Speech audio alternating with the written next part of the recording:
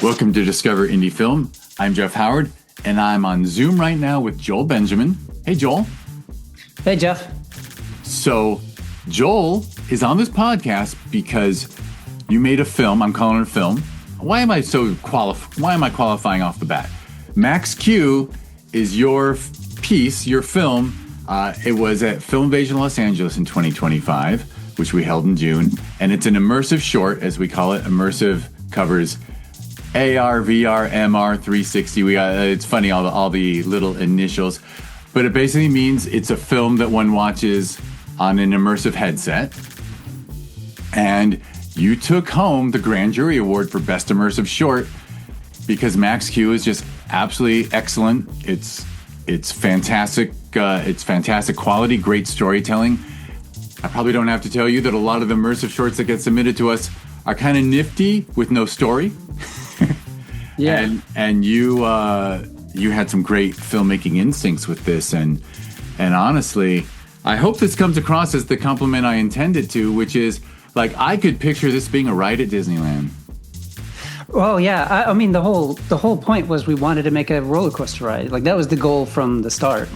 I mean, I'm a filmmaker. I work in animation, but I'd never done a VR piece at all. So I maybe a couple of years before the pandemic, a friend of mine got a VR headset. It was like, you have to try this. It's going to change your life. And I thought, yeah, sure. But I tried it on and he showed me some like immersive, I guess, little like experimental films, I guess, kind of. And I was like, wow, it's such a totally different experience.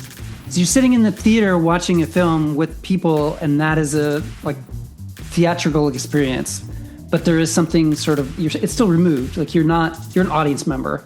But if you put on the VR headset and you watch a film with the goggles on, you're in that space.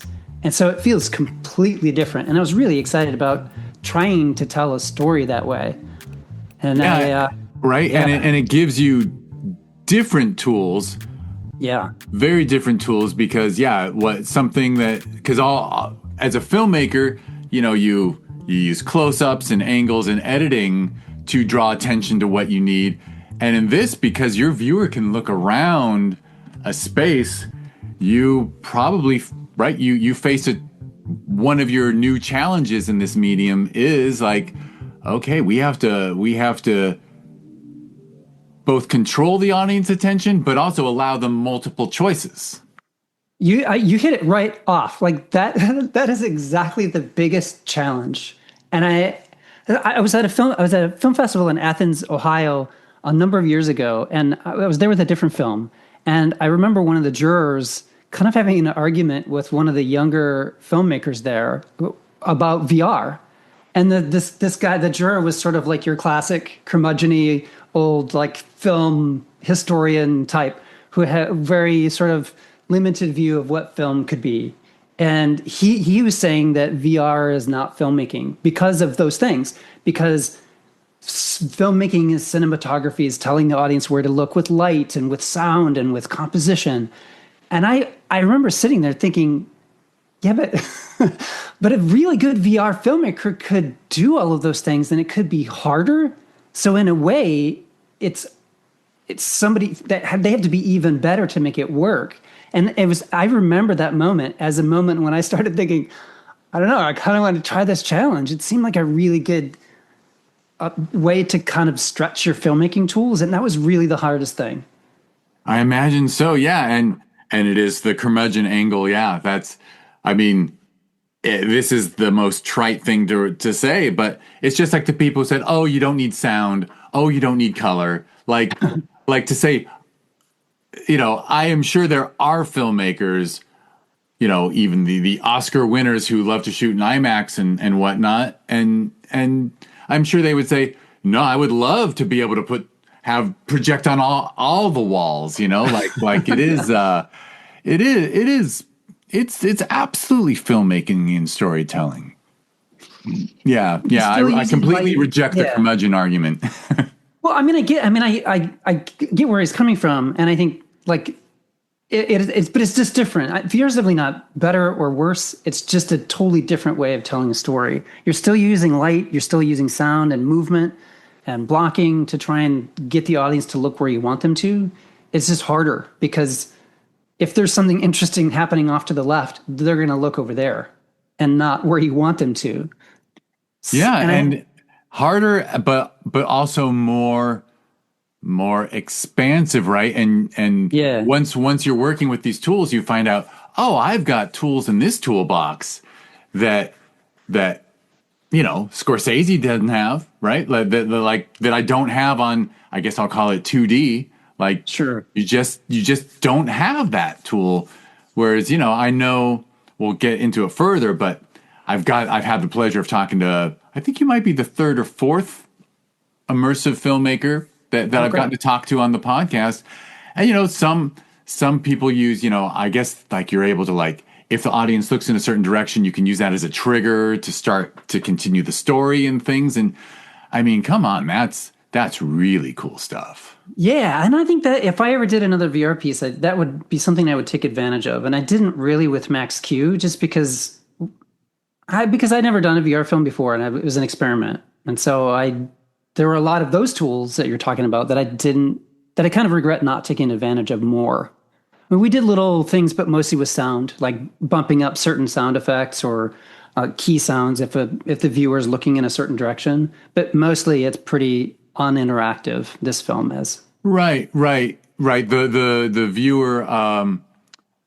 Oh, I can't remember. Some people have said, yeah, sometimes, but yeah, Max Q, we're definitely an observer, right? We're observing an adventure but you also give us two characters, and give us just enough backstory that we care about them. So, right, the number one rule of storytelling is people have to care about the characters, and so we're with those characters on, and really, yeah, I guess Max Q is sort of a fly on the wall experience in a way.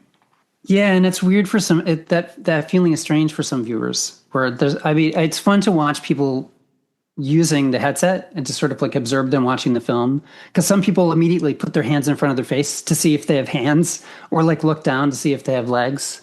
And sometimes people say this is weird because it is strange. There's two characters in the film that are a couple that are having intimate conversations, and you're like 3 feet from them. And so you're like kind of eavesdropping on kind of a private moment with these characters, and it can feel really weird.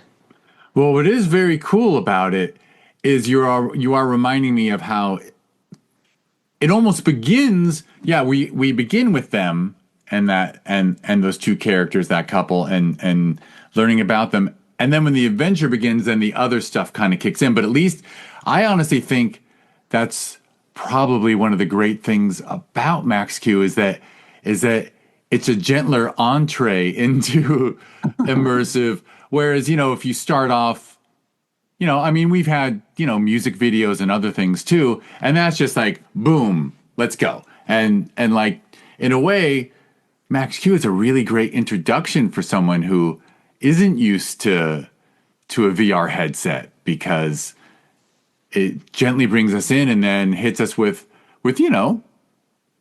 I'm just going to call it like a Star Tours level adventure, like. Yeah. Well, I mean, I appreciate you saying that, Jeff. That's nice to hear that works, because that was something that we were sort of worried about. And then the film has kind of like a 40 to 50-second beat at the start where there's really nothing happening, because the first thing the viewer does is look around, and they're inside this, essentially a spaceship. And so the first thing the viewer does, their instinct is just to look around. Like, wow, I'm in a can I swear on this podcast, by the way? Yeah, it's like, holy shit, I'm in a spaceship. And if there's anything else happening in the film, like, they're going to miss it because they're busy just being in the moment. And so we tried really hard to do exactly what you said, is sort of gradually introduce the environment, and then the characters come in sort of one at a time, talking kind of like one at a time.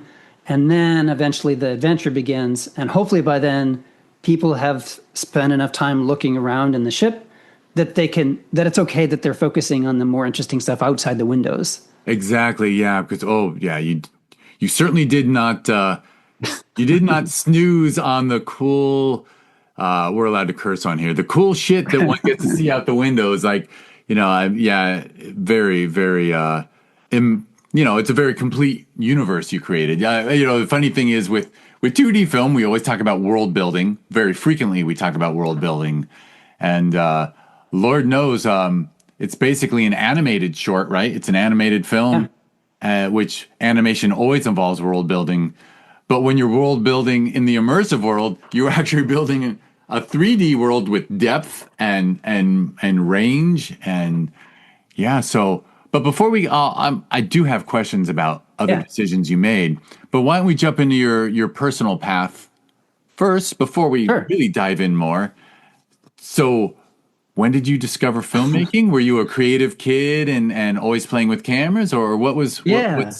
what got you Yeah. into this into the position of being some, what can I say? I always thank people like yourself because as someone who runs 2 film festivals, if it weren't for the creatives who have the drive to make films and make visual entertainment, we wouldn't have a festival. So Yeah, I mean, I'm kind of the cliche kid, really, that running around with I mean, I grew up in a small town in Iowa where there was not much to do. I mean, I grew up on a farm. My dad raises bison, and I kind of lucked out. And at the end of middle school and in high school, I met a couple of friends who were just as like nerdy as me, and one of them had 2 VHS cameras, the big shoulder mounted things. So we basically spent probably every day after school for most of my high school career, running around with these cameras, making like sketch comedy in the vein of Monty Python and ripoffs of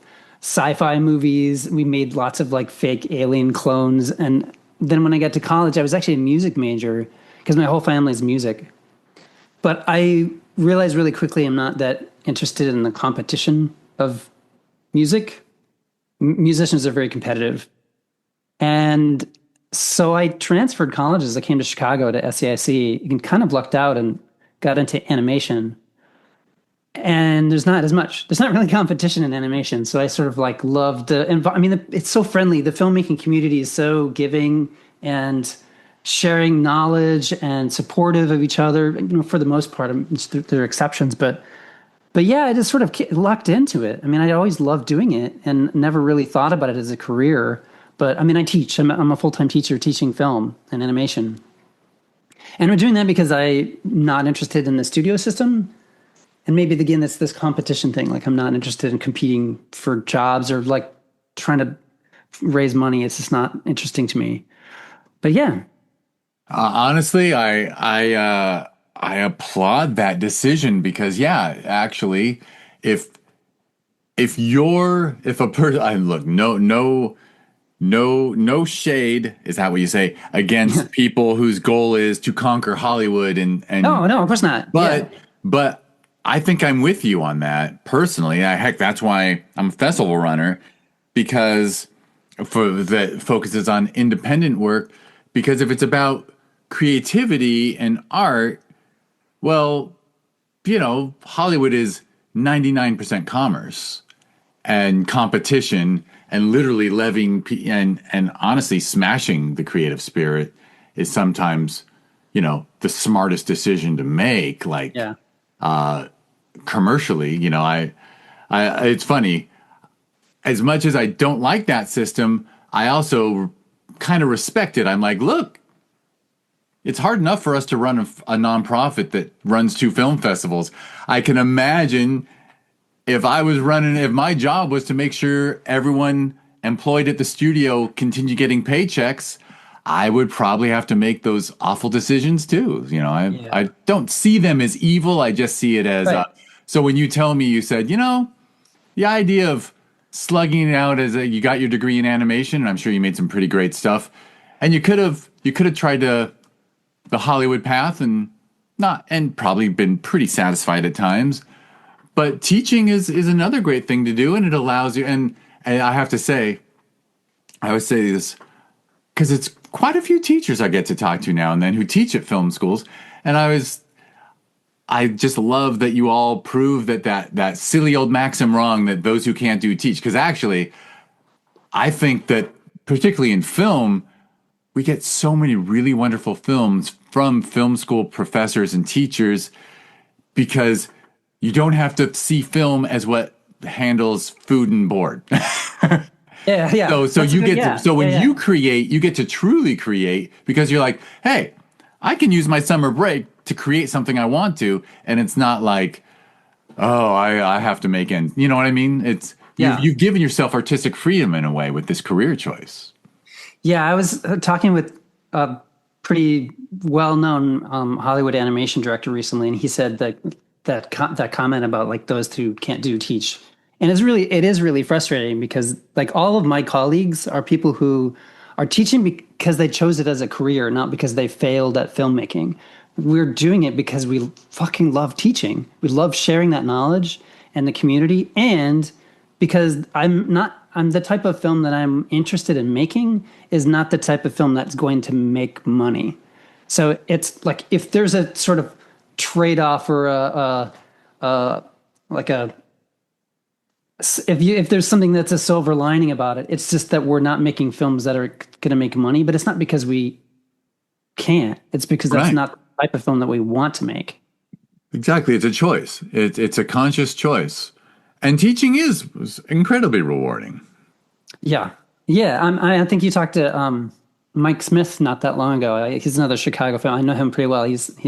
I love his attitude about filmmaking so much. And he's self-taught and he teaches and he's a fantastic teacher. Michael Glover Smith. I was about to say, I don't know if I've talked to anyone who lives in Chicago in the last decade who doesn't know Mike Smith. Yeah. Yeah. Yeah. And by the way, it's so cool that you're in Chicago because I do say to all the Chicago filmmakers, I'm like, boy, it really feels like there's something really cool about, I'm just going to call it the Chicago scene because I don't have better language for it. Yeah. Because LA and New York are obviously subsumed by or consumed by the industry.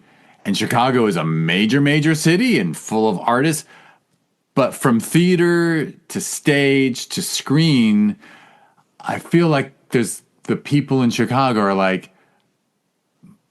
able to embrace the art side of everything because they're like, hey, if I was, I don't want to say something too disparaging, but if I was a corporate shrill, I'd be somewhere else. The whole point is, here I am. I'm in Chicago. I can do what I want and meet other creative people. I'm actually a little envious of the Chicago scene. I'll be honest. It's a fantastic community, and it's a big part of it is that it's like it's the like well we're from Chicago, goddammit. Like the like Chicago attitude is a big part of it. We're gonna be the sort of like underdog in that industry. I mean, there's a great TV, like there's a ton of TV that's done here. There's a lot of commercial work that's done here, and then I mean, yeah, theater and stage. And all of my filmmaker friends and colleagues are making really interesting work. And there's a good animation scene here too of all independent animators. There's not a lot of like commercial animation that's done in Chicago area, but the independent scene is really strong. That's so cool. It's so cool that you and your choice to you named SASE was the school that brought you to Chicago. Yeah. And that was just you chose that school. Was Chicago part of the decision, or was Chicago or being part of the Chicago art scene and film scene like a fringe benefit in a way? No, I had no idea. Yeah, yeah. I mean, I came from like Iowa, and I went to college in South Dakota for 2 years. And so a big part of it was I want to get away. Like I want to go to a big city. So we came and toured the school, and I was like, oh, this is a big city. This is great. Like I've never been around, people like that, and just touring the art school.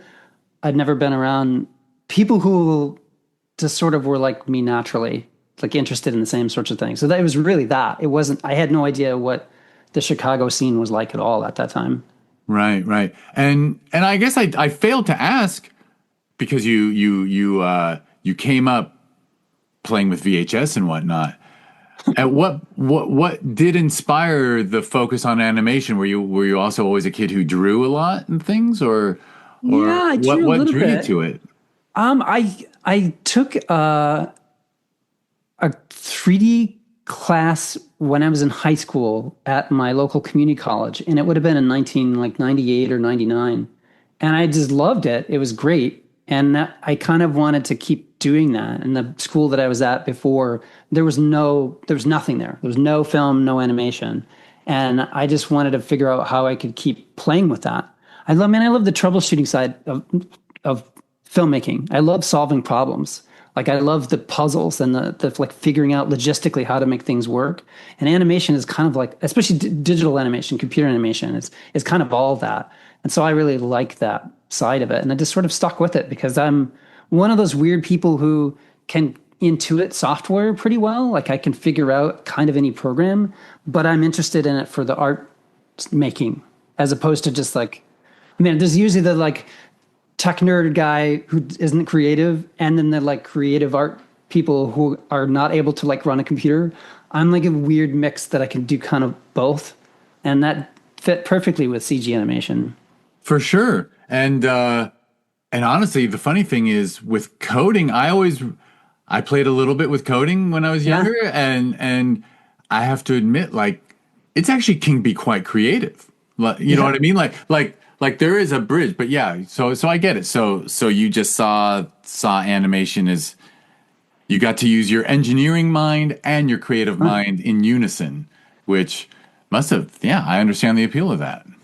Yeah, it was. I mean, it was perfect for me. And I mean, I like weird experimental stories also, and the stuff that was coming out at that time that was sort of cutting edge technology wise, but also animation was all sort of weird quasi interactive storytelling. There were lots of CD-ROMs that were animation that were coded that I really just fell in love with. There's a book. I'm not going to think of the author, but it's Griffin and Sabine, I think is the name of the book. And they turned that into an interactive CD-ROM. And it's just like little animated bits with this kind of light story, underneath it all. And that was the kind of thing that I wanted to make for a long time, was that sort of like interactive, I should say, not immersive, but interactive animation. And it was all of that. It was all like the art meets tech stuff. I love that stuff. Yeah, right. And actually in your lifetime, I mean, I can remember being very impressed with, I was never a big gamer, but someone pulled me into the game StarCraft, and there was whole film sequences in that game. Yeah. And I was like, there might be a game in the middle of this, but this is a movie. Yeah. Like, like the lines, it's so funny how we sort of have a habit of drawing lines from this is gaming, this is cinema, this is, something else. But honestly, it's all blurred. For sure. Yeah. I mean, the SAIC, the Art Institute, is all like, it's all interdisciplinary. And I lucked out, like you mentioned, like that when I grew up, or as I've been getting older, the technology sort of lined up perfectly with my interests. So I sort of lucked out with when I started getting interested in that stuff, and then lucked out by going to the school that I went to, because everybody was combining all those things together and really saying exactly what you just said, is that there isn't much of a line. If we don't want there to be, we can use any mediums, techniques, or the cliches or whatever, and mix them all together and make something hopefully different. Yeah. In fact, a funny aside is my next door neighbor here in Los Angeles works for Electronic Arts, and he actually went from backgrounds to the animated sequences in video games. And he once said to me, I'm going to talk to my bosses and see if I can pull something out and submit it to your film festival as a short. And they said no. But I suppose, yeah. There is, it's copyrighted. I get it. But didn't mean to distract from your story. So, so in school, obviously you were animating. Were there notable projects that did you get involved in like submitting to film festivals and stuff, like as a filmmaker while you were in school and whatnot, or? Yeah, I had a little bit of a different sort of, I came to film festivals a little bit differently. The film that I finished as my thesis project in undergrad, or whatever they call it, capstone, was an interactive piece. And there was nothing to do with that. Like it wasn't, it wasn't. And so by interactive piece, do you mean like there were moments where audiences made a choice? Yeah, it was interactive CD-ROM. Right. So like a point and click adventure kind of story. So it was piece, like what Black Mirror did with that interactive piece Yeah, or kind the of. choose your own ending kind of novel, right? Like, needless to say, instead of mentioning Black Mirror, I should have just gone to the novel thing and said, look, human storytellers have always said, hey, why don't we let the audience have more input into where the story goes? So you actually did a CD-ROM that way. So Yeah. you were thinking experimentally from the beginning. It sounds like. I mean, I felt like it was experimental to me, at least. Well, I would Like there was, assume that yeah, at a school where they're teaching people, animation, I'm sure it's not particularly common to focus on an interactive CD-ROM instead of, yeah, the traditional animated short that you can show the world. yeah. But I mean, I graduated and then like I had this thing that no one would ever really see.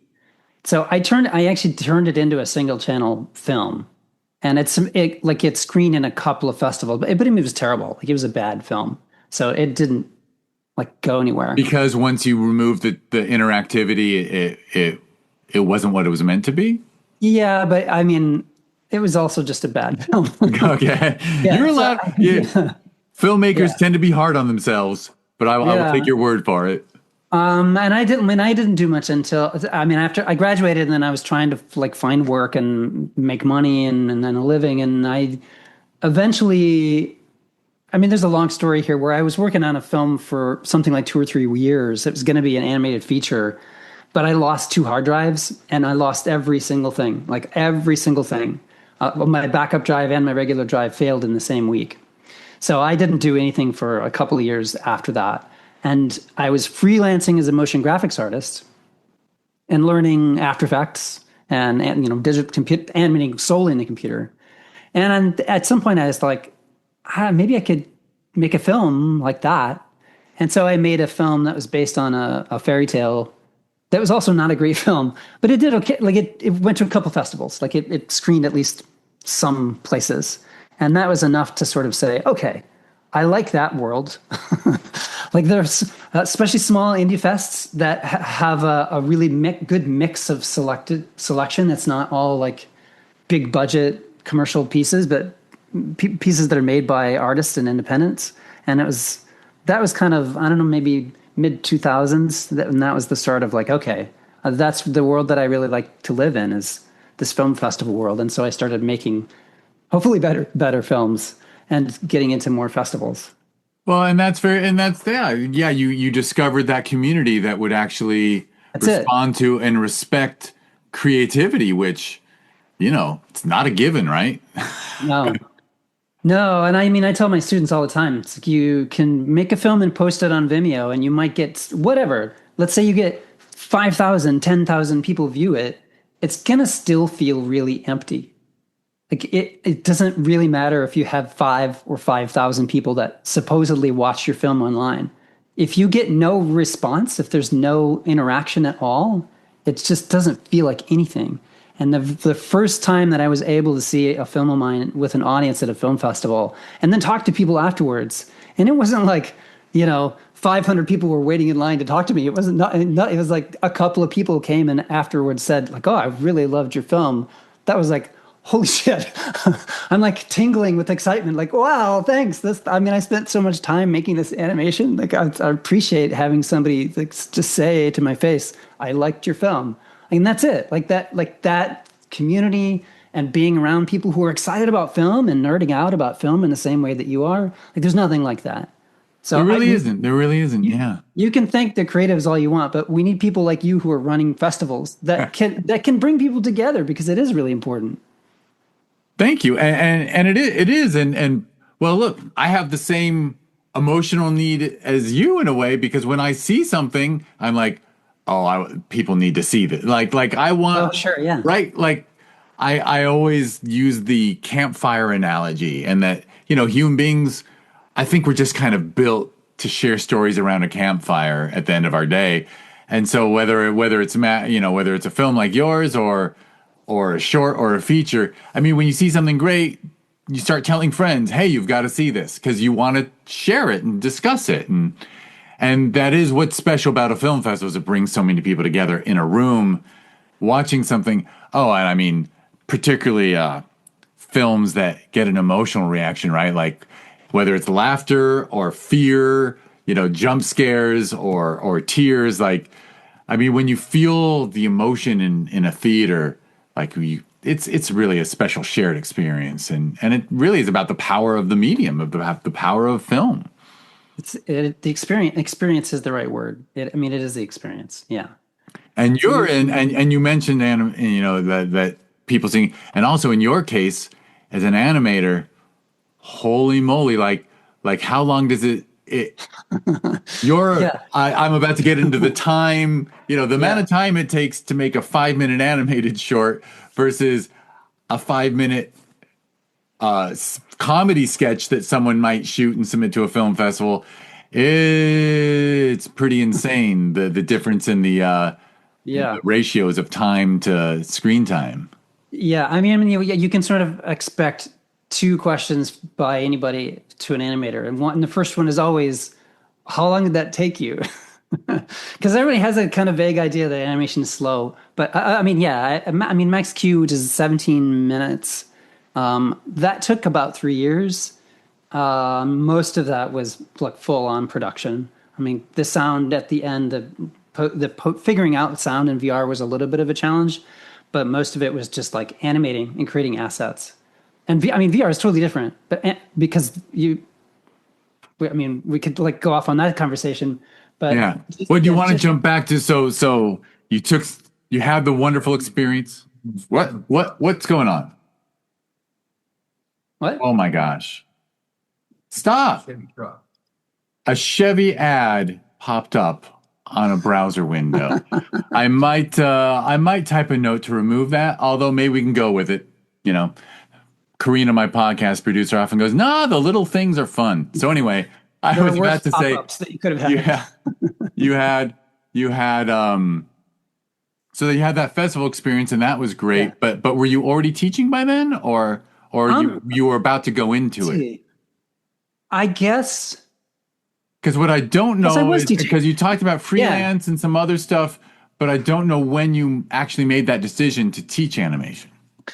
Well, so I was freelance. I was a motion graphics freelancer, and I was basically a full-time freelancer. Like I never had a contract. I mean, like a an annual job, whatever. And if lots of us have freelance, and I think we all have sort of similar experiences. Sometimes it's fine and great, and sometimes it's a nightmare. And I just had a lot of experiences in a row with producers who were, I mean, they were kind of assholes.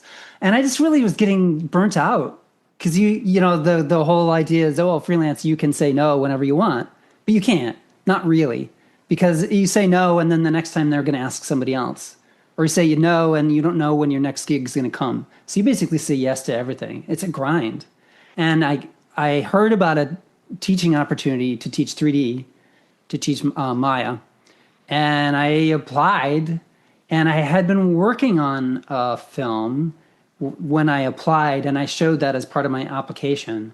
And I guess that's why I got the teaching gig, is because they saw that I was that I was a filmmaker, that I was actually making work. So I was making a film that ended up being a featurette when I started teaching, and I guess that was in 2009. And then pretty quickly, another teaching gig at another school came up. And so I was adjuncting at 2 different schools for about 14 years before I took a full-time job. So I'm teaching full-time in Milwaukee now. I commute a couple days a week. So I was making a film when I started teaching, but it wasn't until I was teaching by the time I finished anything to submit. Oh, very cool. Got it. And then, and were you always, so should I get to where you switched from when you decided to, because Max Q is your first immersive project. Yeah. Yeah. Should we jump into what inspired you to I mean, Sure. I guess we earlier we started discussing. Yeah. Yeah, well, I mean, because I had that conversation about the, not being filmmaking, and that sort of like got a little tickle. And then a friend of mine got a headset and made me try it. And I tried one of the, I forget what it was, the like Quest sort of demos. That's sort of like a mini story that's got some interactivity. And I mean, I've always loved long camera shots. I'm one of those nerdy filmmakers who's sort of like kind nice of long excited about the oneer. oneer. Yeah, I mean, I know that's sort of like trendy now, and maybe people are backing off from it. I mean, I think that there are times when it's overused, but I mean, it's so fun. And as an animator, that's really hard because the animation's so slow, and it's not like you can do another take. You have to plan it out. I think probably way more than you would in the live action. So I love long shots, and VR was like, okay, that's about as long a shot as you can get. And so it was. That was part of the like impetus to try it. Now I'm wondering if I'm using that word right or not, but to sort of like experiment with this is the whole film it's a oneer, but the audience is controlling the camera, which is a challenge to make sure everybody's looking the right way. And then the other thing was let's have a roller coaster ride. If we're gonna do VR and it's gonna be like an immersive world building experience, let's start in outer space. Let's go through the atmosphere. Let's fly over an ocean. Let's go underwater. Let's have some giant alien creatures chasing us. Let's just throw it all in there. So that was the thing that was like I was excited about trying. And I have to say that is another one of my compliments about the piece is that I love how it goes from a space adventure to an underwater adventure. Like it just covers a lot of ground, to be honest. I think most storytellers would have been lazy enough let's just stay in space. You know what I mean? Well, not that it's lazy, but no. I mean, it was a bit of naivete for sure because I thought, well, every other time I've put myself to a challenge, it's like I've done it, I figured it out, so this will be fine. And I realized very quickly that VR. I mean, there are way more technical limitations with VR. That I mean, I sort of knew intellectually going into it. But once you're in the program and you have stuttering frame rates because you have too many lights in the scene or the effects are too much or whatever, then all of a sudden it's like that. It's a different kind of challenge. And so right, you end up facing a lot of technical boundaries. Yeah, I guess. yeah. And boundaries is a good word for it. And that was not something that I had to deal with before. And so I think if I if I myself now could talk to myself back then, I might say, do you need all those things? Because it was really hard. And that's part of what took so long to make is figuring out those challenges. But it worked out. So it's fine. And that's actually something I haven't heard before, because obviously whenever you talk to animators, whether it's 2D or 3D animation, so to speak, if it's more challenging, it just means it takes longer to render. Like, yeah, I've always heard the story of like, oh yeah, no, I hit enter on my computer Thursday at 5 p.m. and it was done on Tuesday, and the computer just cranked for 4 days. But if you're actually running into a boundary, a physical a limitation of hardware, then that's a whole different story. Time doesn't solve that problem. No, and there are a number, as you know, there are a number of people who are doing immersive films, but it's not like the number of people doing animation or film. And so to try and find the solution to a problem that you're not even sure how to describe, that's really tough. And there were definitely times when I was like upset because I couldn't figure out, I pride myself in being able to figure out most technical problems. Like, I feel like I'm pretty good at that. But there were things that I was like, I cannot fucking figure this out. And I'm posting to forums and on Discord servers, and I'm asking everybody that I can think of, and no one really knows what's going on. And when you finally sort of figure it out, or the software gets upgraded or something changes, but those moments were really hard. I imagine. Yeah. I mean, but when it's hard, is there also the slight reward of, hey, well, at least I mean, you're essentially a pioneer. I mean, you really are out on the plains, like going into, because like you said, like there's a few other pioneers crossing that plane. But like you said, I mean, I'm aware the community is pretty small. The immersive filmmaking community is not huge yet, and the real bummer well, I don't know if it's a bummer, but I mean, I love what artists like yourself are doing. And I'm also aware that like Meta, it decided, no, this should be a gaming platform and not a storytelling platform. And, that's just such a bummer because amusingly enough, the first person I ever knew that had a headset was someone who had directed a film that was at our festival, and he had directed some bigger stuff, so he had some cash. So he had like a very early, before Metabot, when it was Oculus, he had an Oculus. And like he said, no, I don't watch movies at home on the TV anymore. I put on this headset and I'm inside a theater and I can look at the walls with the speaker. He's like, I sit there with my dog and I watch films on this headset. He's like, awesome. You got to come over and try it. Yeah. So I mean, it's that new of a technology, really. And it's, I don't know. I hope it stays. I mean, I feel like the number of festivals that have a VR category in the last couple of years has gone down a lot. I got a friend, and I have a former colleague at DePaul, which is the other place I was teaching. And he had a VR film that did extremely well, that went to a lot of festivals. And he gave me his spreadsheet of festivals. And there were, I don't remember, let's say 100 festivals on there.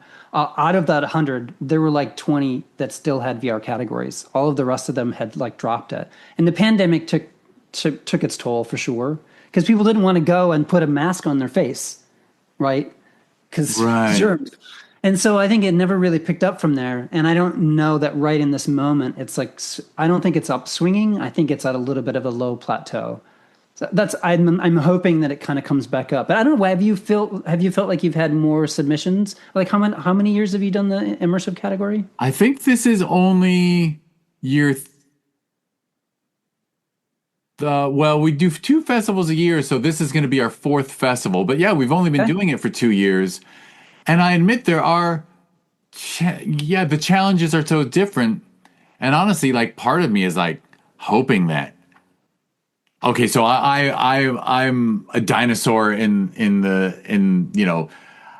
I love the idea of having a room with, 10, 20 clean MetaQuests and have everyone sit down and start the film at the same time and then take them off at the same time and then discuss. Like, that's what I want, and I don't know how to make that happen. Yeah, you need a pretty good computer, I think. You would need, or 20 computers. You'd need So I have this dumb fantasy that someday I'll get a hold of someone at Meta and they'll be like, oh yeah, we'll give you the hardware. That sounds like a great idea.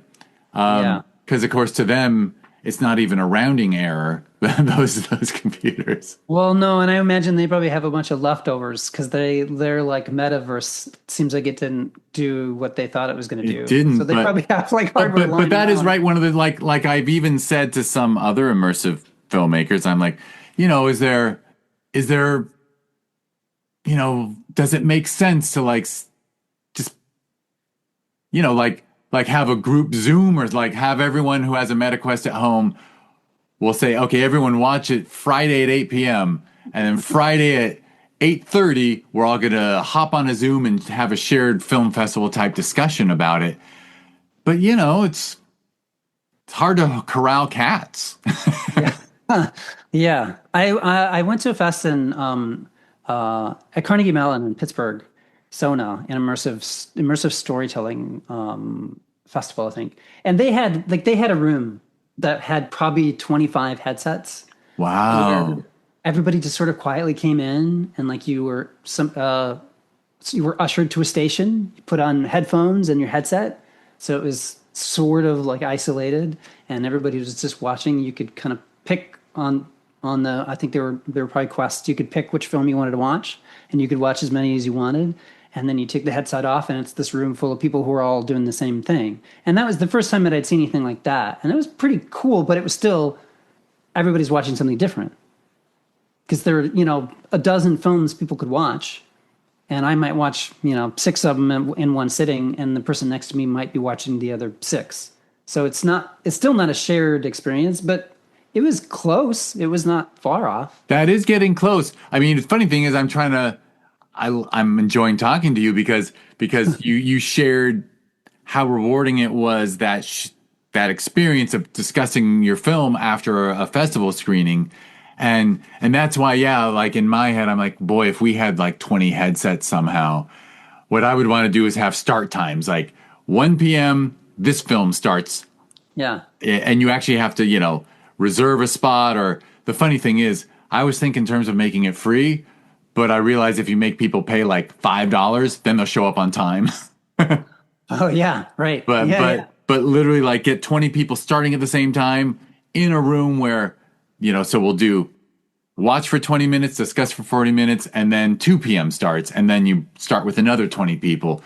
Because yeah, I mean, our VR Pavilion at our opening night gala is really popular, but I got to admit, of the 150 people in attendance, 10 are getting up there, and Yeah. and and then they come to me and go, "That was amazing." I'm like, "It is amazing." And the funny thing is, this last year, normally I don't get to see anything. This last year, once it was done and we kicked everyone out and we're cleaning up, like one of the VR guys came over to me and said, "I really want you to come watch it before I break it down." And I looked at my watch. I'm like, we're supposed to be out of here. Okay, fine, I'll do it. Amusingly, we had a liquor sponsor, so I gave the guy who manages that facility a bottle of very expensive tequila as a thank you for letting us stay late. Oh, nice. Yeah, I wonder if that would work if there were, because I know sometimes there's a sign up sheet for the VR like space, but I think it's still you pick what you want to watch. I wonder if it would work if there was a showtime essentially. Yeah, I mean, I feel like it could, little more hurting of the people, but I feel Right. like it could, and then you would have the rewarding thing of, then everyone could go into a side room for the Q&A, because oh my God, it'd Yeah. be so cool to have a real Q&A with a real audience that had all just shared a similar experience. Lord knows Right. sometimes with immersive, I mean, with Max Q, I think they'd all have a very similar experience because. And now we can dive into Max Q if you want, because one of the things I really, for me watching what I watched was I really love your decision of where you place the audience's eyes, or the position of the audience is kind of fixed, but the view is not. And that fly on the wall experience was actually pretty unique because everything else I've seen is either, you're a character in it generally. Like, and then people interact with you a little bit, and I have had that experience where someone leans in to kiss you and like you're sitting there with the headset on and you actually realize I just puckered Yeah. Sure. instinctively, and there's even one in a music video where the singer does a selfie and like nearly everyone wearing the headset like actually reacts to the selfie Oh experience of yeah. like they tilt and smile or like Yeah. whole it is amazing what our unconscious does when we're in the virtual environment. That's great. Like I said, if I did another VR film, I would take advantage of that stuff more. Like I mean, I don't play a ton of VR games. I mean, who has time? But there are a couple where it's like they're first person games, and there's one specifically where every once in a while if you're in the cold, you see your breath in front of your face, and it's the same reaction where I'm like, wait, how does it know that I'm breathing? I mean, of course it doesn't. It's just random, like it's puff of breath. But Yeah, but our brains are yeah, connection machines, yeah, right? yeah, All we do is we make connections all the time. That's yeah. that's how we survived and evolved, you know, from hunter gatherers to whatever you're going to call this. Right, yeah. I, well, I tell you, yeah, I'd love to talk about the storytelling part, and I think that's the thing that's the challenge that we had. So we have, it's a narrative, it's a straightforward sort of sci-fi adventure. With we like I worked with a writer, Brad Riddell. He wrote the screenplay, and we were very keen on making, like as you mentioned earlier, characters that we care about. And I think on paper, I think we did a pretty good job. The thing that we realized really quickly, though, is that it's a sci-fi setting with a spaceship, a giant space station out the window, and then an ocean full of crazy alien creatures. The least interesting thing to the audience are the two humans like sitting next to them. So what we thought was like engaging dialogue, and maybe it is on paper, like people were not paying that much attention to it because why would you look over there behind you at the people when you could look out the window at the huge alien creatures? So I think like a lot of the immersive pieces that don't do that, I think they probably are smarter because they realize that audiences are less likely to absorb a straightforward narrative in that way when it's about the spectacle of being in that space. Right. But you did have the your instincts were right on in that, and that like we discussed in the beginning, those first 40 seconds or whatever, we get the backstory and stuff. And then yeah, I guess you're right. We are paying less attention to those characters after that, but we're on an adventure with them. I mean, they are. Yeah. I was aware of them the whole time, but you're right. Yeah. There's no desire to look at a human face when you can look at an an underwater alien creature. I love those first two creatures you show us that give the little, and then I also appreciated you helping me out by saying, oh, they're communicating. There's flash the same thing at the same time, so that's us. They're not talking to each other; they're talking to us. Like I might have missed a detail like that. Brad. So you wisely use dialogue to subtly make sure your audience isn't lost. That's a really funny argument that Brad and I had multiple times where he had all these lines that were like, look up, look down, what's that over there? And I was like, come on, it's so silly. Don't do that. And it feels really natural because of course these characters, they're pointing, they're in the spaceship together. They would be pointing and saying, look over there. So it did make sense narratively. And it really was important because we wanted to make sure the audience has got to see this giant Leviathan thing flying overhead. So over the radio, the other like spaceship says, we advise you look up, just to make sure that the audience is catching that stuff. And it seems so silly on paper, but it actually works fine. And it's necessary. Is it so labor intensive that you don't get to keep trying iterations, or is it actually not too hard to like try a version with less extra dialogue, try a version with more? Well, we had this is a whole other story. So the film actually started as it's a DePaul University in Chicago, where I was one of the schools that I was an adjunct at. They have a class called Blue Light where an instructor can pitch basically a film and then run it as a class, where the students are taking the class, making the film. It's not. I mean, I was an adjunct, and I don't know. Just in case people don't know, like that means I'm not full time there. Like I was just a part time. I figured there's no way I'm going to get this class approved, so I pitched like, hey, what if I did a VR blue light class where students are helping make a VR film, thinking the chair of the department would say, yeah, maybe next year, ask again. But he said, oh yeah, what about next quarter, which is like 8 weeks away. I didn't have a script. Like I had no story, I had absolutely nothing. And so I reached out to my colleague, Brad Riddell, and I said, can you help me like come up with an idea? And he said, can I write the script? This sounds awesome. So I sent him the story beats. I sent him like a rough outline. And within like 2 weeks, we had a script. And then like 2 or 3 weeks later, we had cast the film and we recorded. It was in the middle of the pandemic. I think it was fall of 2020. We recorded over Zoom. And then like 6 weeks or whatever after I pitched the idea, I had 22 students in the class who were designing environments and creatures, who were doing some creature animations on stuff that I'd finished over winter break. So the point is, there was almost no pre-production period. Every other animation that I'd made, I would storyboard the shit out of it. Like I would really edit it before I even start animating.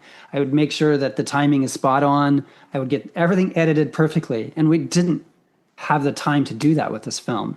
So yes, there should have been time to play with the dialogue more and to really time things out and make sure that we're telling the viewer to look over here as subtly as we can. But we just didn't have time to do that with this film, which meant that we did some pickups and I had to reanimate a lot of sections. So it was a little bit slower because of that.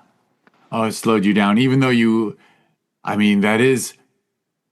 the first adjunct professor I've talked to. I've had other people, or at least one other gentleman who had actually made a feature focus on the fact that I have to keep saying I'm adjunct. I have to keep saying I'm adjunct. Yeah. Yeah. He had a very funny story of how he landed in a teaching at a university where he lives. But But it's very cool that you were able to give those students that experience of being involved in something this cutting edge. It's a really cool class. And most of the people that run the class are live action filmmakers. They've done a number of animations as well. One of the other faculty there did a VR blue light as well. This was the first, as far as I know, this is the first real time VR with not pre-rendered, all like live that the school had done. So it was really cool, and we learned a ton and made a lot of mistakes, but yeah, it was really awesome. So this is 10 weeks basically of students working on that. So at the end of those 10 weeks, how much did you have? Oh, no, I mean, not very much. Most of the creatures were designed. Right. Almost all the creatures the students had designed. I mean, I had a couple of students who were amazing creature designers. We had some character animation finished, and we had a lot of the sort of like set stuff at least started.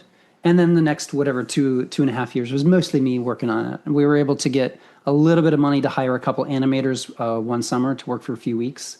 But mostly it was a solid start, and I couldn't. Right, so it wasn't like, and it sounded like DePaul was quarter system. I didn't know that, but which I'm well familiar with. My university had quarters instead of semesters, but so it wasn't like you did a couple quarters in a row and No. and kept being able to throw a lot of manpower at it. No, I mean, there was a possibility that we could have pitched another quarter, but honestly, at that time, it was just me needing to animate. And like, I mean, the students are amazing animators, but they're students, right? Like they're not super fast. And there were lots of cleanup things that I had to do, which is not to be disparaging at all to the work the students did. It was amazing. And there's a couple animators that like the work that they did is almost exactly as they did it. But I still have to come in and make sure everything's tied together. I have to kind of conform some stuff, make sure that the lip sync style is the same and everything, and the facial animation style is matching. So it wasn't gaining me a ton of time to have help. So I just sort of, like I said, we could have asked maybe for another quarter to have animators work on it, but it wouldn't necessarily have been that much faster. Yeah, no, I totally like. I'm well familiar with the Yeah. what saves me more time, handing off to someone Yeah. else and then correcting it, or just doing it. That's And let me tell you, animators are very controlling. I mean, part of every once in a while, I've done a film that is not sci-fi. That's like just a earthbound drama, and every once in a while, I'll get the question like, "Why did you make this as an animated film instead of just shooting the live action?"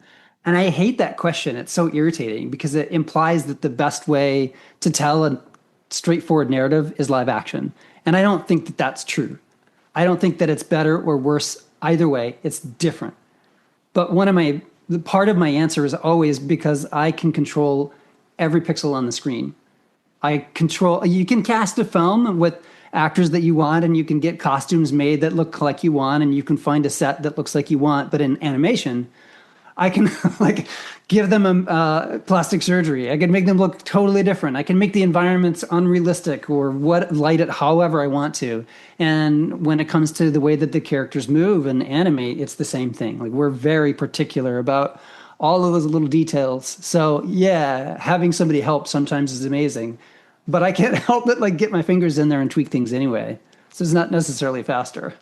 for sure. And look, you're a teacher, but you're also an artist. So you have your Yeah. teaching side, and then you have the side where you were creating this. So I get it. I get it. So it got a little boost in the beginning, and then Yeah. you kind of made it more traditionally. So it was really when you were on your own, or on your own, but when Right. when you were moving forward with it, is that when you started making more decisions about like, where to put your audience, where to do this? Yeah, I could kind of slow things down a little bit. And I did go back and tweak a lot of stuff at the start. I think the first, I don't even know how long it is, maybe 3 or 4 minutes before the ship takes off at the start. I think that section, I feel pretty good about the eye lines and the movement and making sure that everything's being led around properly. I think that stuff actually turned out okay. When they're flying around, it's harder because stuff is moving all the time. And then there's a moment where they're kind of crashed in the bottom of the ocean. I think that blocking, I feel pretty good about that blocking. And I kind of wished I had stage experience, like theater experience in terms of staging and blocking, because it's basically like a theater piece in a way. And there's a moment where they're having a kind of back and forth speech. And I feel okay about that stuff. So there are definitely moments that I went back and kind of tweaked once I didn't have to pretend to grade students. Right. Well, and also, am I interpreting you correctly that it's almost like, well, there's obviously all films can have the dialogue, but it's almost like, because you described it, you wanted to do almost a roller coaster experience. So there's moments where you're making an animated film that's a stationary dialogue, and then there's moments where it's just the ride. And when it's the ride, all of a sudden you realized, oh, this is about looking around, and any storytelling I do right now will actually be missed. Yeah, and that was hard because Brad and I really we love sci-fi, and he is very interested in making it kind of realistic. And he talked to, I think she's an astronomer, about like the color of the sun and if that was realistic, and the ocean planet and what that would look like. So we were really excited about trying to inject some of that stuff into the story. And it just ended up being, we cut a lot of it because it was too much. Just the audience wasn't getting it. And it wasn't, like, it was all cool and we loved it, but it wasn't really adding to the experience. So yeah, a lot of times when they're flying around, it's like we just have to let it be about the cool creatures and caves and stuff. Which is still really cool. Yeah, it's fun. The tone in my voice is because I can see you on Zoom. Everyone else is just hearing voice only. But I see a little woefulness, and it's like, no, but it's a great ride. I mean, it really is a great ride. Oh, thanks. I appreciate it. Yeah, we're really happy with it. I'm finishing up. So it's been about a year hitting festivals, and it's doing all right. Like, it's actually doing okay. I'm going in October. I'm going to Bucharest to Festival Animest, which is a pretty big animation festival. They invited the film, and paying for a couple nights for me to stay there. And it's screening in UK a couple times, I think, in October. So it's doing all right. But even if it got into every festival I submitted to, which it didn't, that's still, like we talked about, the number of people that can view it is really small. So I'm about finished with a straight ahead traditional film version of it that I'll send to some festivals that we were rejected to for the VR version, maybe. Oh, interesting. To try to get more people to see it. Yeah, a funny thing is, I did have a thought when I watched the playthrough recording, which was, I do wonder what would happen if that were in a block at a film festival, the playthrough, with a note at the end that said, by the way, now you can go outside and wait in line and watch what you just saw, where you are in control of what you see. And I wonder if that would inspire more people to just, or I honestly, there's a lot of challenges to presenting this kind of work to the world. And I guess what we really need is a community of people who have quests at home that and coordinating with them. But it really is I don't know. I guess I really am stuck on, well, because you keep bringing up these experiences with festivals and things. I'm like, yeah, it's a challenge to share. But also, is this, you're able to upload this to like a MetaQuest store, right, and have people watch it? I wouldn't be able to do the Quest store because it requires a cord. It has to be tethered. It has to be plugged into a PC. Oh, gotcha. A Quest can play it, but they would have to plug it into their PC. Gotcha. So we've talked about putting it up on Steam, which is the video game, online digital platform, or Epic Games. It's made with Unreal Engine, so the Epic Games store would be appropriate. I think the challenge we wouldn't make any money, Yeah. It would just be about eyeballs.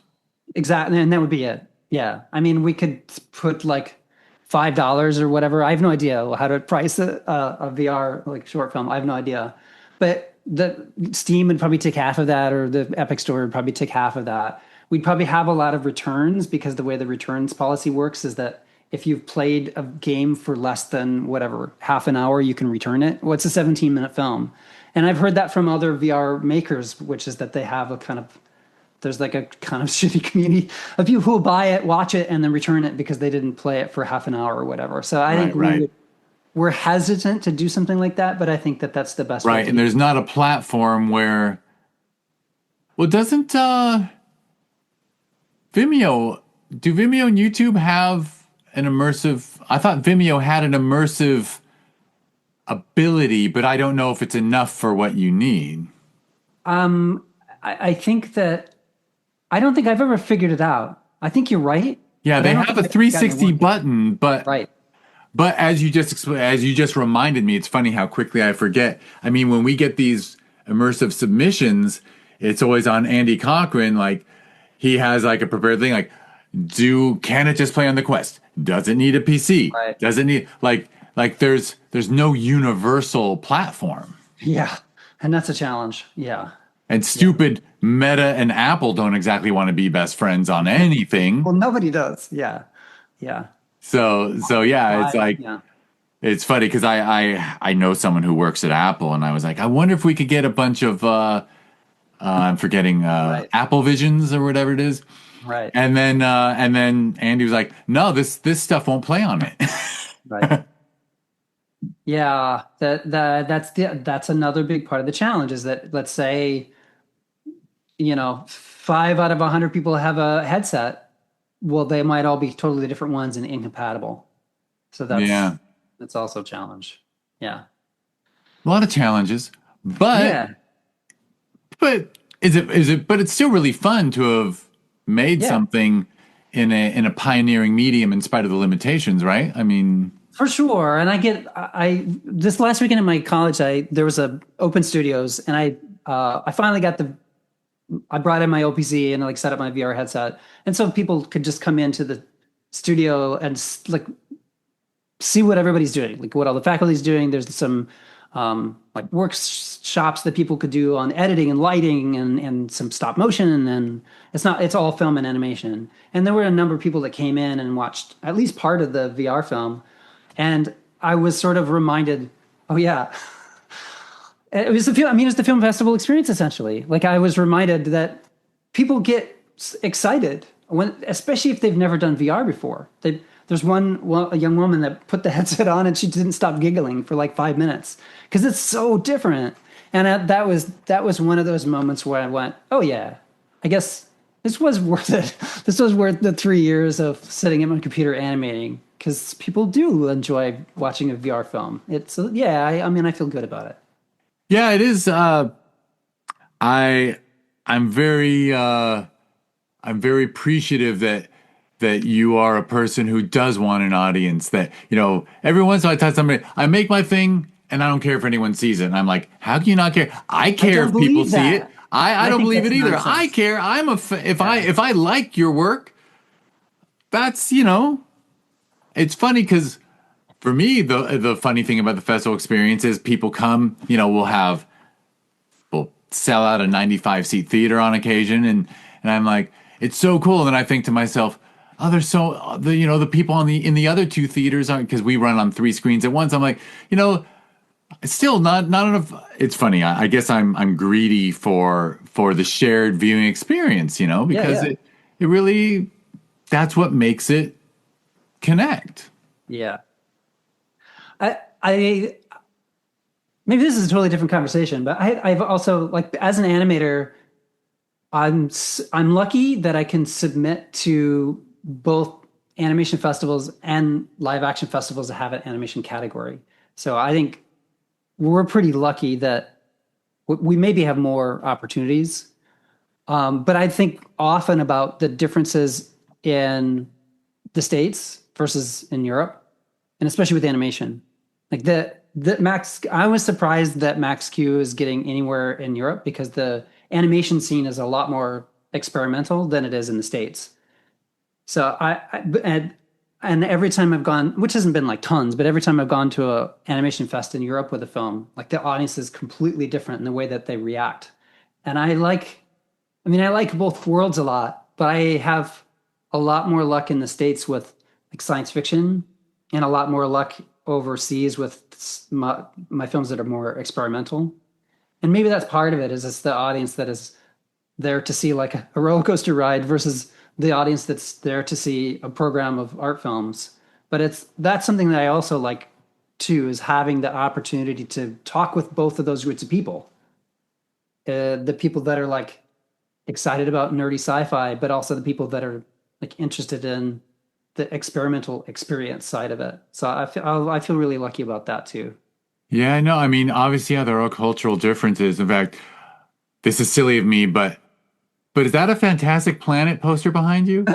Yeah, Because yeah, to yeah, me, that typifies exactly the difference between yeah, European animation and American. Like American animation yeah. was Disney, and then in Europe, Europe gave us basically Yellow Submarine and Fantastic Planet, which are like amazing animated films that would never have been made in America. I mean, you're a festival like guy, so you probably have a little bit of a different answer than the average American would answer. But like, what if I say animation, what is the first thing that you come to mind? What do you think of first? Like, I'm not. There's no really. I really genuinely like looking for Yeah. a You feature animation? sure.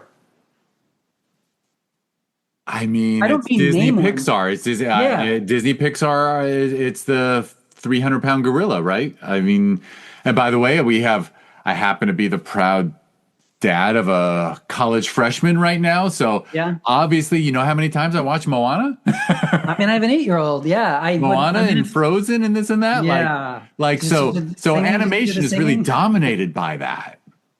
And that's, I mean, I want to have more opportunities to talk about that and not to like whinge about it. But that's that like that. I don't, when somebody says if somebody says, what do you do for a living? I usually don't say I'm an animator. And I stopped saying that because that's the first thing that people think of is like, oh, so you work at Disney or you want to work at Pixar. And I don't at all. Like that's not, maybe when I was in my 20s, that was like my dream. But really quickly, I realized that's not the type of film that I'm interested in making. I'm not interested in kids' films. I'm not interested in family films. But that's what's made here primarily in the industry. One of the things that's great about Chicago is the community of animators who are interested in adult animation.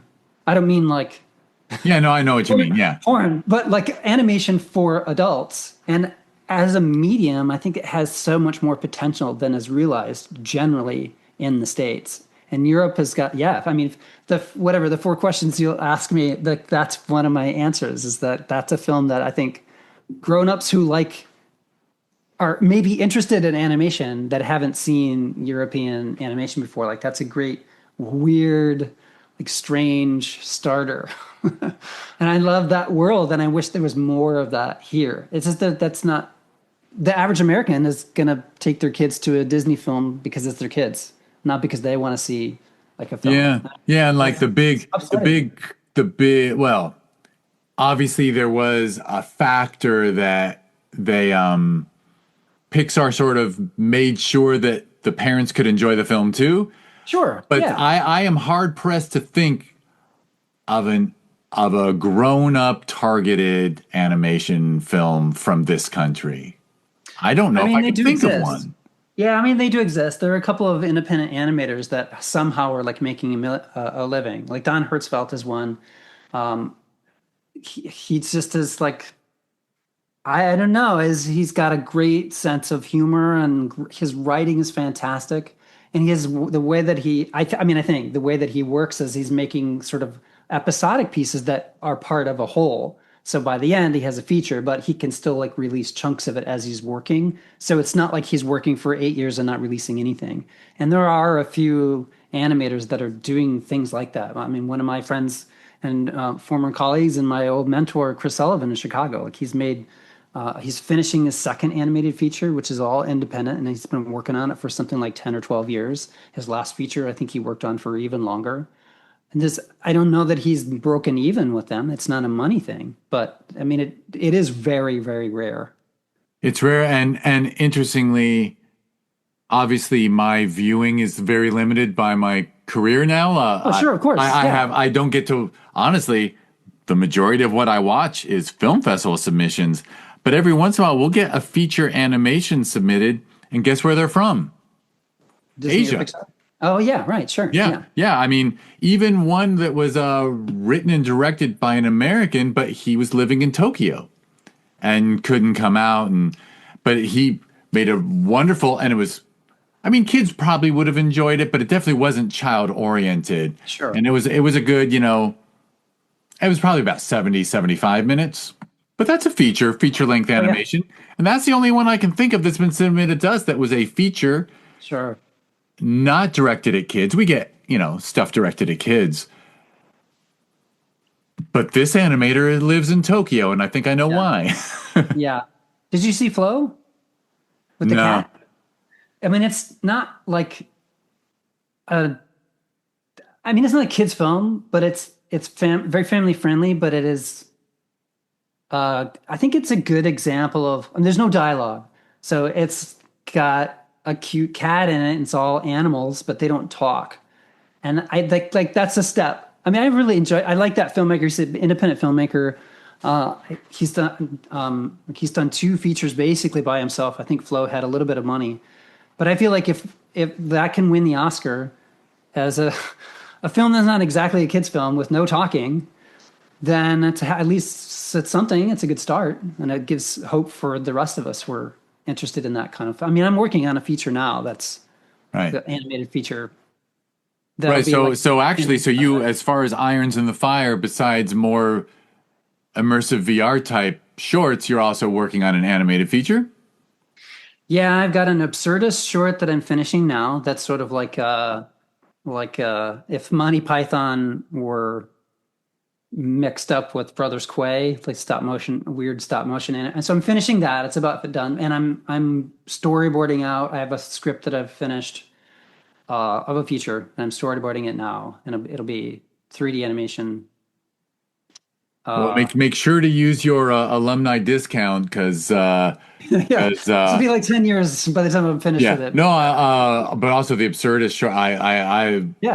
When I hear the word absurdist, I get very excited because besides the fact that I grew up on Python, in the 70s, it's like, oh boy, like our festival does lean into the art house experimental, and boy, when someone does absurdist comedy, I couldn't be happier. Oh, excellent. Well, next year then I'll nice hook you up, or you'll hook me up. For sure. So is that where we're? I didn't mean to conclude all of a sudden. No, but it feels like we got up to the point of what you're working on now. Yeah, I'm really feeling okay. Like I think I'm excited about this feature. I mean, there's talking in it, but none of the characters speak English. It's all sort of a made up language, because I really like the idea of trying to tell a emotionally complicated story without there being any sort of exposition. So it's going to be all about performance. I'm always nervous about casting, because I've never been trained on casting or really even like directing. It's all been sort of self-taught stuff, so it makes me really nervous. But then there's a lot of singing and music in it too. So it's a really but it's super dark. Like so right now the way I'm describing it's about the people who were left behind by Noah. Oh, there's no religious. It's not religious. I'm not right. But yeah. If that flood happened, there were other. Yeah, they don't mention those people in that story. Yeah, they don't. Yeah. So that's how I'm kind of describing it, and it's got the kind of like dark, horrible vibe to it.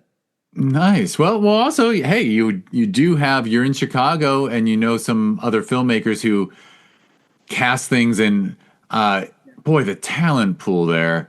There are some actors I see regularly in films out of Chicago, and I think, God, why isn't that actor like? Everyone should know who she is. You know, I guess I that's what I do with everything, but But there is some really great talent out there too. Yeah, there is. And it's like this is maybe a silly analogy, but like when I bought my current car, I have a Prius, and when I bought that car, I started to see them everywhere. And I think it's like that. Like you become aware of an actor, and then all of a sudden you're like, wait, there you are again. There you are again. I think it's like that. There's a lot of Chicago. There you are. Then now I see you in a commercial. Now I see you. You're on Chicago Hope in the. Yeah. You've brought your kid into the emergency room or whatever it is. Yeah, it is. It is always wild. Yeah, but there's great talent there. So that's very cool. Yeah, it's a good community. And funny that you. I understand the commute to Milwaukee of all things. I happen to have a niece in her, I'll say mid-20s, who lives in Chicago and like goes to Milwaukee all the time to see friends. It's not that bad a commute. I mean, I go up 2 days a week and got my classes stacked. So I just listen to some audiobooks or podcasts or whatever. So I kind of like it. Yeah. And then you've got weekends and other days to do your teaching work and your work for yourself. Yep. Yeah, I make it work. I'm very selfish with my time. I'm probably kind of an asshole, but like how selfish I am with my time. I mean, I'm married, I have a kid, so there's family time, but I'm sure every partner with a spouse who's an artist wishes they would work less on their art. And I'm sure that there's probably a little bit of that. Probably, but hey, one day I don't know how old your child is, but it's going to be pretty cool when that kid is like, your dad's an accountant? Well, my dad makes really rad shit. I'm waiting for him to be old enough that I can train him to do some animating for me. Oh, right. There you go. He'll love it until he's a teenager, and then he'll be like, no, I'm not doing that anymore. Probably. Lord knows. I got my start stocking shelves at my dad's store, so hey. Yeah. It's a well-oiled tradition to but also it's great for kids to be put to work like that, actually, because it teaches them things. I mean, my he was a painting contractor, so every summer, like, he would make me like work painting Walmarts and hospitals and schools and whatever. Oh, interesting. And had a buffalo farm, you said. And had a buffalo farm, yeah. That is pretty damn unique. Now they have a winery and a bed and breakfast with the buffalo farm, and they live on a lake in Iowa. Oh my gosh. Yeah, it's pretty cool. Yeah. That's extremely cool. So wow. Lots of buffalo meat. Oh, yeah. That's what. Well, there you go. I was just picturing people go there just to observe how picturesque and grand these animals are. But no, yeah, you also eat them. Oh yeah. Yeah, that's funny. Yeah, because the people that stay at the bed and breakfast, they look out the window and there's the herd of, majestic, ancient animals, and then they go downstairs and have a burger. Yeah. Well, I imagine it's. Look, I mean, it's. Yeah, I won't waste too much time on it. But the funny thing is, a lot of filmmakers I know who I know of one other filmmaker whose parents run a bed and breakfast, and needless to say, he shot a horror movie in their bed and breakfast during the off season. Yeah. If I was, but in your case, you don't need to do a film with buffalo in the background because you're an animator. Yeah, I get to put them in there if I want to. Yeah, exactly. You can make them fly. Yeah. Well, I think Buffalo Wild Wings might be a little upset about that. But oh, yeah. Isn't that don't they have the buffalo logo? Isn't that them? They do have a buffalo with wings. That's. Boy, how is this conversation going so far? Yeah, it's going wonderfully. All right. Well, I always ask. I assume you've got a website that people should check out and see a lot of your work?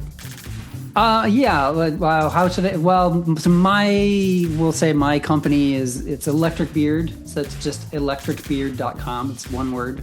Yeah, and we can make that a clickable link in the show notes. And then MaxQ Movie is the MaxQ website. And I'll totally admit that I'm not great at updating that. We look. It's kind of antiquated to even talk about websites. I know, right? Yeah. It's hard for me because I try to stay away from social media these days, but most people are like, no, I don't bother with a website anymore. Just visit my Instagram, and I'm like, I understand that's how it should be, but yeah, it's hard to put lots of links and stuff on Instagram. It is old and curmudgeon-y. Maybe that's all it is. Yeah. Yeah, well, I won't get into a thing about social media because why bother? All right, well, let me wrap it up, and then we'll do another podcast. Everyone listening should know that Joel's going to be on the next podcast to answer 4 questions. The Discover Indie Film 4 questions are: name 3 films you love, an underrated film, overrated film, and a lesser-known film for people to seek out. This will be cool. I imagine it might. Well, we'll see. We'll see whatever your list is. I am not going to assume anything, although I do see the posters behind you. So, yeah. But all right, let me. Well, first, thank you, Joel. Thank you so much. Yeah, thank you for taking the time, and thank you for submitting Max Q. It was, congratulations on that great work. I will repeat that it was part of Film Invasion Los Angeles in June of 2025 and took home the Grand Jury Award for Best Immersive Short. And anyone who wants to learn about this podcast, where I talk to people whose work is on the festival circuit, just go to discoverindiefilm.com. On social media, it's always at DIFwins. As I said, I stay away from social media, so my wonderful podcast producer, Karina, sees messages if you send them to those, but I'm only on Blue Sky, and no one else is, so it's I'm on there. You are? Okay. Yeah. I should follow you. I don't post anything, though. It's funny, every once in a while I post on Blue Sky, and the 2 people I know there say, cool. Yeah, right. Yeah. But it is funny. So that's discoverindiefilm.com and at DIFwins. If you go to discoverindiefilm.org, that is the nonprofit that runs 2 festivals in the Los Angeles area. The aforementioned Film Invasion Los Angeles that we hold every June, and the Sherman Oaks Film Festival that we hold every December. They're honestly the same beast, run by the same team, but with different names for fun reasons, but they're 6 months apart. So I used to get a break between them, but now they've both grown. But that's a good problem to have. They're both in the top 100 best reviewed list on Film Freeway out of 14,000 festivals worldwide. So kind of glad that our 2 are both on that list. So people can learn about that. And I did mention the 2 festivals are sister festivals. They get a cousin next year when in January of 2026, we are launching Film Invasion Lima, Peru. Wow, congrats. It's awesome. There's been lots of expansion talk with Film Invasion whenever I meet interested people. And I won't name all the cities where someone approached me about a Film Invasion in their city, but needless to say, when I told them how much work it was, they backed out. And a wonderful team who lives in Lima, who have had films at Sherman Oaks and Film Invasion.